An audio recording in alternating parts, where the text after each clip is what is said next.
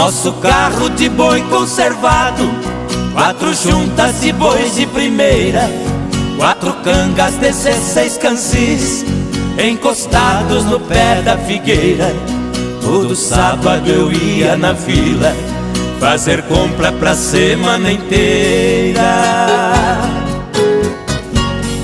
O papai ia gritando com os bois, eu na frente abrindo as porteiras.